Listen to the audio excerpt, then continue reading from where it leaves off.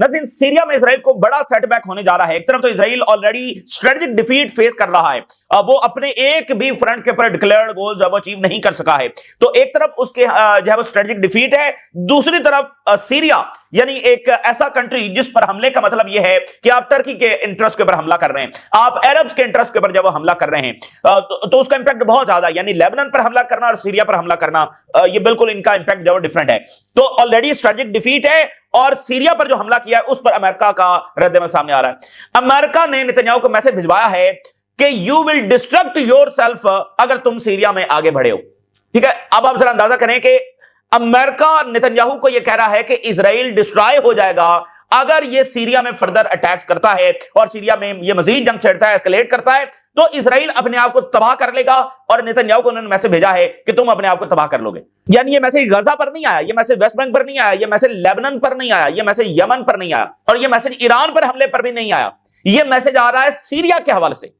तो अब आप देखें ना कि मिसाल के तौर पर यूएई है, तो यूएई की बड़ी स्ट्रॉन्ग कंडेमनेशन आई है सीरिया के हवाले से, हालांकि यूएई और इजराइल के ताल्लुकात आपके सामने हैं।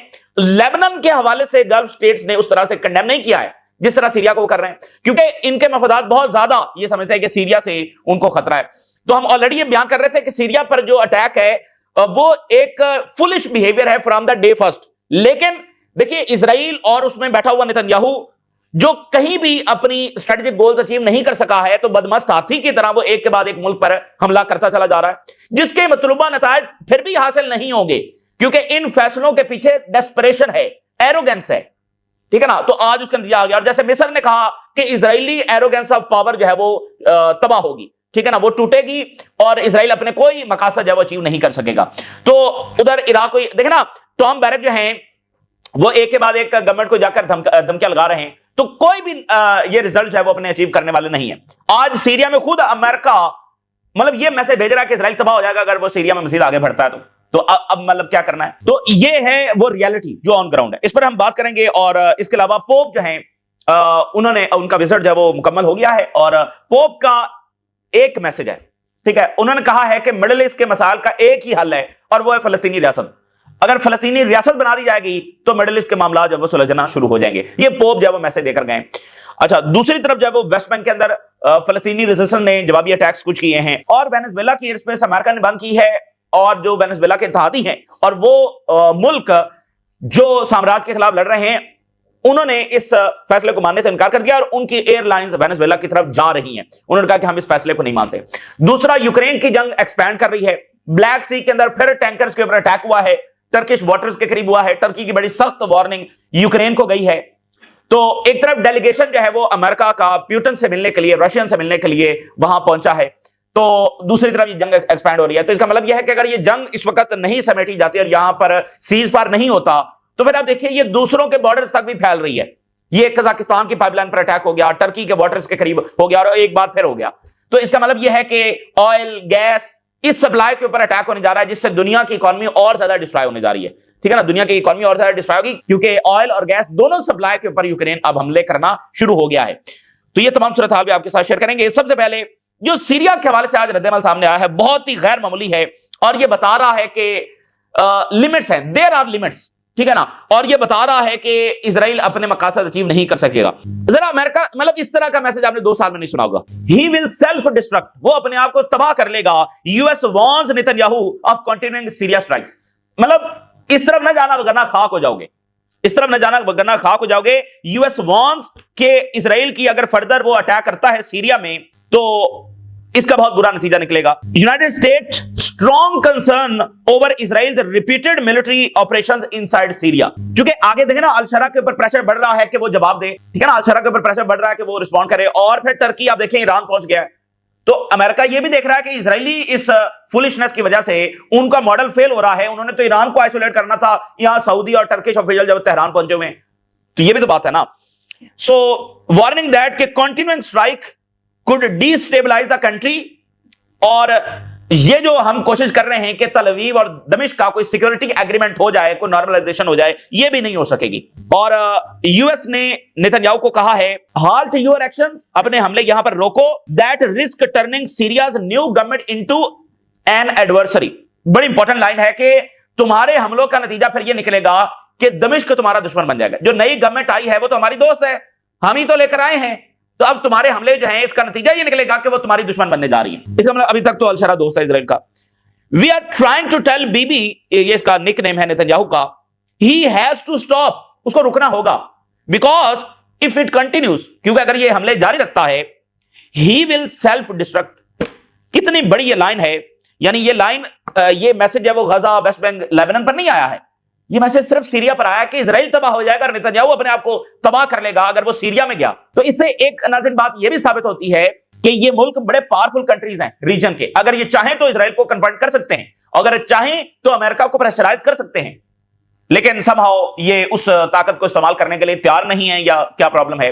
तो यहां सीरिया पर मैसेज देना पड़ा अमेरिका को, और मैसेज भी क्या है कि ठीक है अगर तुमने जाना है तो जाओ, लेकिन एक बात ज़हन में रखना कि सीरिया में गए तो अपने आप को तबाह कर लोगे। तो फिर इस वाकये से यह बात भी साबित होती है कि इजरायली जंगें अमेरिकन मफाद में नहीं है, और इस बात से ये चीज भी साबित होती है कि ये जो अमेरिकन एनवॉय जो जाकर एक एक गवर्नमेंट को थ्रेट कर रहे हैं, ये अमेरिकन मफाद में नहीं है, क्योंकि इससे वो गवर्नमेंट्स देख रही हैं कि भाई हमको अब इराक को जाकर जैसे धमकाया गया है।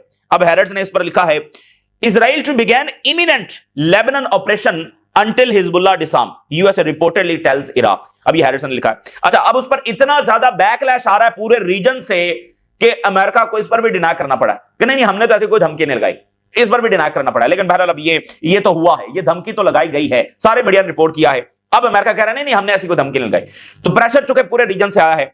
मतलब आप देखें ना कि ये कोई विजडम नहीं है। आप देखिए चाइना कैसे डील कर रहा है मिडिल ईस्ट को, सऊदी अरेबिया ईरान की दोस्ती करवा दी, शाम की गवर्नमेंट के साथ तरीके से ताल्लुकात बढ़ा रहा है और फलस्तीनियों के साथ खड़ा है, मिस्र के साथ जंगी मशकें कर रहा है, एयर डिफेंस दे रहा है, इराक के अंदर जो है वो इन्वेस्टमेंट कर रहा है, टर्की का अभी जो दौरा हुआ है आपको याद है रिसेंटली।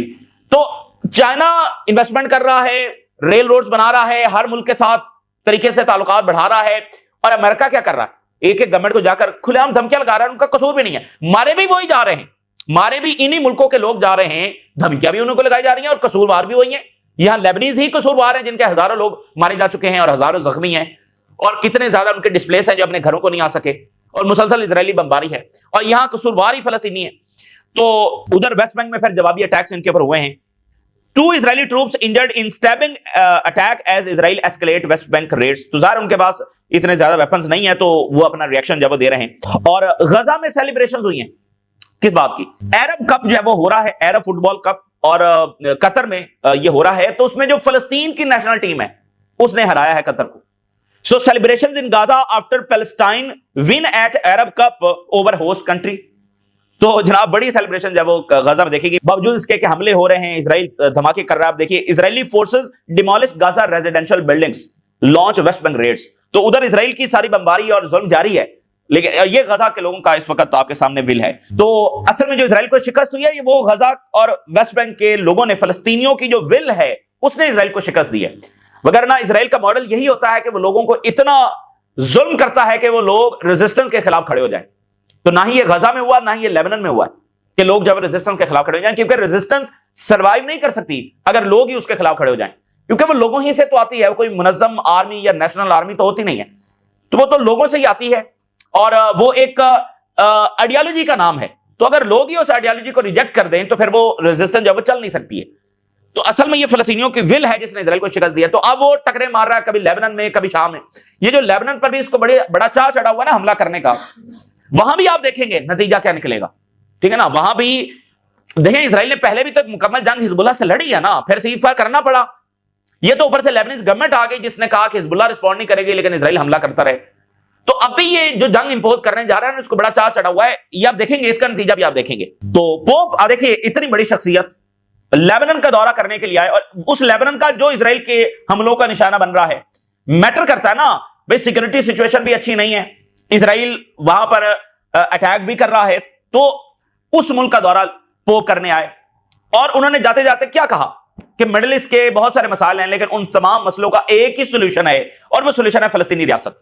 बड़ी इंपॉर्टेंट बात है उनकी। Pope Leo, Palestinian state only solution to Israeli conflict, Times of Israel. Pope calls 2 states only solution to Palestinian conflict।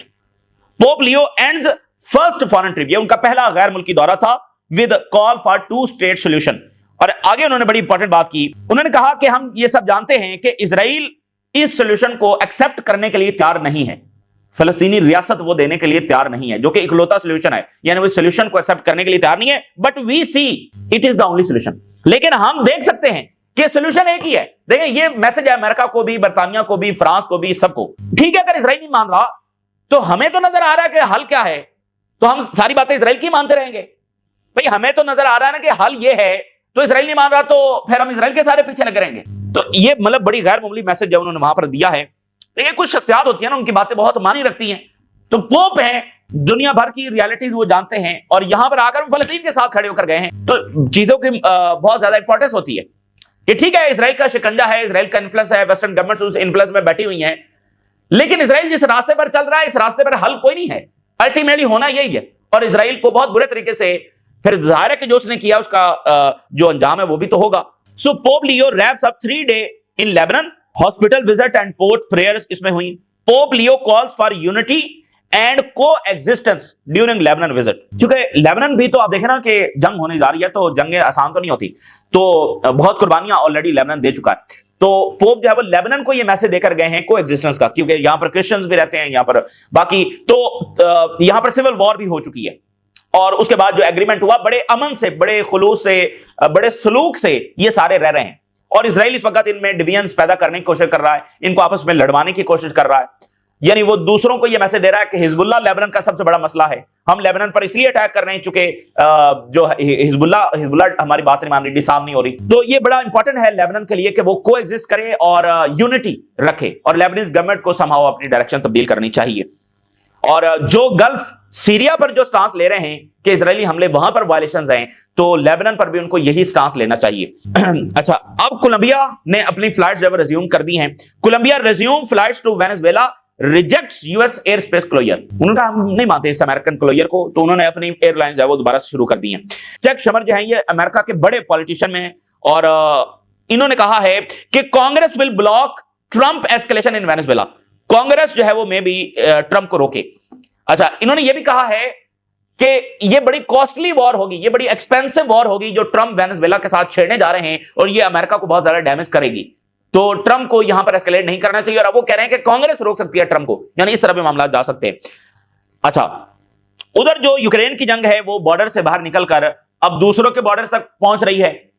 अब ऑयल टैंकर्स के ऊपर अटैक हो रहे हैं, और टर्किश वाटर्स के करीब हुए हैं, और इस पर टर्की की बड़ी सख्त वार्निंग आई है। अच्छा, टर्की जो है वो अपने ड्रोन्स उसने दिए हुए हैं यूक्रेन को, और बाकी इक्विपमेंट्स भी दिए हैं। यूक्रेन जंग में एक तरफ ईरानियन ड्रोन्स हैं जो रशिया इस्तेमाल कर रहा है, दूसरी तरफ टर्की के ड्रोन्स हैं। तो अब टर्किश बॉर्डर्स के करीब ये हमले हो रहे हैं, तो टर्की के लिए तो बड़ा मसला है, क्योंकि टर्की के एक बॉर्डर पर आप देखें, यानी मेडिटेरेनियन सी वाली साइड पर देखें तो साइप्रस से फंडा है, दूसरी तरफ बॉर्डर्स में देखें तो सीरिया है, वहां पर इजराइल की मुदाखलत है, तो ऊपर फिर ब्लैक सी है, तो ब्लैक सी में ये जंग शुरू हो गई। वो तो फिर तमाम तरह से जंगे ही जंगे हो गई ना। और एक तरफ यूनान है, तो यूनान ने अभी तमाम आइलैंड्स पर जब वो मिसाइल डिप्लॉय करने का ऐलान किया है, तो टर्की के तो तमाम बॉर्डर्स पर फिर इराक एक तरफ है, फिर एक तरफ ईरान है, यहां पर भी जंगे छिड़ने का खतरा है। तो ब्लैक सी में तो टर्की बिल्कुल अफोर्ड नहीं कर सकता कि उधर भी ये जंग, इतनी खौफनाक जंग जो है शुरू हो जाए। रशियन टैंकर अटैक्ड इन ब्लैक सी, टर्की स्टर्नली वार्न्स यूक्रेन। मतलब टर्की जो है यूक्रेन को ड्रोन्स दे रहा है, यहां पर उसने सख्ती से वार्निंग दिया कि इधर मत आना, फिर मामला जो है वो खराब हो जाएंगे। So a new attack in Black Sea targets Georgia bound Russian ship. एक और अटैक कुछ देर पहले हो गया है ब्लैक सी के अंदर, और रशियन जहाज है। यानी अब देखें, इन 3 सालों में इस नौयत के हमले नहीं हुए जो अब शुरू हो गए। तो उधर मुलाकात होने जा रही है, इसका मतलब यह कि यूक्रेन और उसमें बैठा हुआ ये ज़ेलेंस्की, यानी यूक्रेन के लोग तो ना इस जंग के हक में थे ना आज हैं। ये जो ज़ेलेंस्की जो यूरोपियन डीप स्टेट के हाथों में खेल रहा है और अमेरिकन डीप स्टेट के हाथों खेल रहा है, वो रशिया को शिकस्त दे देगा इन ऑयल टैंकर्स पर हमले करके। यानी इंपॉर्टेंट बात यह है कि नेटो की, यूरोप की और ज़ेलेंस्की का कोई इरादा नहीं है जंग रोकने का। अगर जंग रोकेगा तो ट्रंप बजोरे बाजू रोकेगा, इनका कोई इरादा नहीं है ये वाली जंग रोकने का। और ट्रंप क्यों रोक रहा है? क्योंकि उसकी वजह यह है कि वो वोटर से वादा करके आया हुआ है और उसको कुछ नई जंगें छेड़नी है। वो इसलिए नहीं रोक रहा कि यहां पर वो अमन का ख्वाहिशमंद है, क्योंकि उसने 24 घंटे का टाइम दिया हुआ था इलेक्शन कैंपेन में कि 24 घंटों के अंदर मैं यूक्रेन की जंग रुकवा दूंगा। और इस जंग का अमेरिका को फायदा नहीं, नुकसान हो रहा है। वजह यह है कि रशिया बाकी मुल्कों के करीब हो रहा है। वजह यह है कि अमेरिका के अटेंशन, इक्विपमेंट्स, रिसोर्सेज वहां पर लग रहे हैं, और अमेरिका इसमें बिल्कुल भी साइडलाइन नहीं हो सकता, क्योंकि अगर यूरोप हारेगा तो अल्टीमेटली असर तो अमेरिका पर भी पड़ेगा। तो इसको वो एक फिलहाल रोकना चाहता है यहां पर, ठीक है ना। चूंकि उसने दूसरी जंग छेड़ी और वोटर से वादा किया हुआ, और फिर मिड टर्म इलेक्शंस आ रहे हैं, वहां पर क्या बयानिया होगा। तो इधर इनकी कोई इंटेंशन नहीं है जंग रोकने की, यूरोपियंस की कोई इंटेंशन नहीं है, ये बात वाज़ेह है। तो बजोरे बाजू रुकेगी सो रुकेगी, और अगर नहीं रुकेगी तो अभी इस जंग का नक्शा क्या होगा कि ये बाकी जगहों पर फैल रही होगी। अच्छा, एक और बड़ा इंपॉर्टेंट आज डेवलपमेंट सामने आ रही है, ताइवान के करीब से पैसिफिक के अंदर चाइना, जापान, अमेरिका एस्केलेशन हो रही है।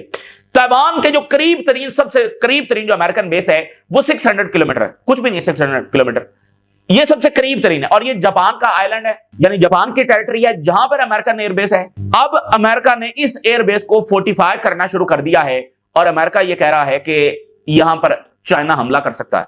अच्छा, US fortifies Kadena airbase for potential Chinese missile attacks. China यहां पर अटैक कर सकता है, क्योंकि जब ताइवान पर हमला होगा तो अमेरिका इंटरवीन करेगा। तो अमेरिका कहां से इंटरवीन करेगा? इसी बेस से उसके जहाज उड़ेंगे, तो इसी बेस पर फिर चाइना अटैक करेगा। तो अमेरिका जब यहां पर रनवेज जो हैं उनको रीइंफोर्स कर रहा है, रैपिड और रिपेयर ड्रिल्स जो है वो की जा रही हैं, यानी जो इंफ्रास्ट्रक्चर है उसको रिपेयर किया जा रहा है, नया बनाया जा रहा है। In Japan as Washington prepares for the possibility of Chinese missile attacks. वजह यह है कि चाइना का हमला हो सकता है। सो यूनाइटेड स्टेट्स मिलिट्री उसने इंटेंसिफाई कर दिया है प्रिपरेशंस को at its front line airbase. ये उसकी सबसे जो फ्रंट लाइन एयरबेस है वो ये है, विद पर्सनल यहां पर मौजूद हैं और conducting rapid runway repair drills design to ensure operation, ताकि ऑपरेशंस यहां पर जब वो बढ़ाए जा सके और उनको कंटिन्यू रखा जा सके। In the event of the Chinese missile attack, जब चाइना का हमला हो उसके बावजूद यहां से तैयारे फ्लाई कर सके, इस तरह की तैयारी की जा रही है। जब चाइना हमला करे उसके बावजूद भी यहां से तैयारे फ्लाई कर सके, रनवेज इस तरह से जो बनाए जा रहे हैं, रीइंफोर्स किया जा रहा है। किदाना का जो स्ट्रेटेजिक रोल होगा नियर ताइवान रेजेस स्टेक्स, क्योंकि ये सबसे करीब है ना, तो इसलिए इसकी अहमियत सबसे ज्यादा है। लोकेटेड रफली 600 किलोमीटर, मतलब कुछ भी नहीं है ना, 600 किलोमीटर कुछ भी नहीं है। Closest major US air power hub to the island and central role for the Pentagon operations across the western Pacific. और इस वक्त भी जो वेस्टर्न पैसिफिक के अंदर ऑपरेशंस हो रहे हैं पेंटागन का ये सबसे इंपॉर्टेंट तरीन बेस ये है। और इसमें रोटेशनल फाइटर जेट्स, यानी कोई आ रहे हैं जा रहे हैं, रोटेशनल जो फाइटर जेट्स हैं उसको भी ये होस्ट करती है। फिर मरीन कॉर्प्स भी यहां पर हैं, नेवी के ड्रोन फ्लीट्स, यानी ये बहुत ही इसका इंपॉर्टेंट तरीन रोल है। So it is widely regarded as the primary target होगा चाइना का, यानी सबसे ये पहला टारगेट होगा चाइना का ये वाली एयरबेस। बीजिंग के पास 2000 बैलिस्टिक मिसाइल्स हैं और वो जापान के किसी भी कोने को हिट करने की सलाहियत रखते हैं। तो ये उनकी तैयारियां इस हवाले से जारी हैं। तो ये इस वक्त की ताजा तरीन सूरत हाल है जो आपके साथ शेयर किया, आपने राज लगा करें। इजाजत दीजिए, अल्लाह हाफिज।